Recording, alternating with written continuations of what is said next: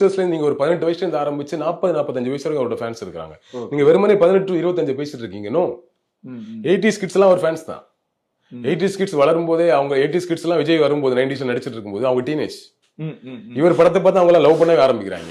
சீரியஸா 80களின் துவக்கத்தில் பிறந்தவங்க, 90களில் பிறந்தவங்க எல்லாம் அவங்க வளர்ந்து வரும்போது பாத்தீங்கன்னா அவன் குழந்தையா இருக்கும் போதே விஜய் தான். 90ல பிறந்தவருக்கு 92 வயசு 3 வயசு 4 வயசு 5 வயசு இருக்கும்போது விஜய் தான் முக்கியமான ஹீரோ, யங் ஹீரோ. அவன் விஜய் பார்த்தே வளர்றான். அடுத்த ஜெனரேஷன் பாத்தீங்கன்னா இப்ப 2000ல பிறந்தவங்க இன்னைக்கு என்ன 25 வயசு அவனுக்கு. 2000ல பிறந்தவங்க பாத்தீங்கன்னா அவனுக்கு விவரம் வரும்போது விஜய் நம்பர் 1 டாப். அப்ப நீங்க இந்த ஒரு 3-4 தலைமுறையா நீங்க பாக்கணும். அவங்க எல்லாருமே விஜயோட உச்சத்தை பார்த்துட்டே வளர்ந்துருக்காங்க. சோ நீங்க ரொம்ப டேஞ்சர் 18 வயசு 25 வயசு கிடையாது. 35 வயசு 45 வயசு இருக்கிற விஜய் ஃபேன்ஸ் தான் ரொம்ப டேஞ்சர். அவன் தான் உறுதியா ஓட்டு போடுவான்.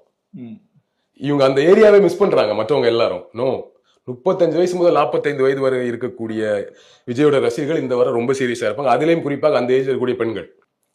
அந்த பெண்கள் எல்லாமே 80களுக்கு அப்புறம் தான் பெண்கள் படிக்க ஆரம்பிக்கிறாங்க. 90களுக்கு படிக்க அந்த பெண்கள் எல்லாம் 30 வயசுல இருந்து 45 வயசு வரைக்கூடிய பெண்கள் எல்லாருமே சொந்தமா வேலைக்கு போறவங்க, சம்பாதிக்கிறவங்க.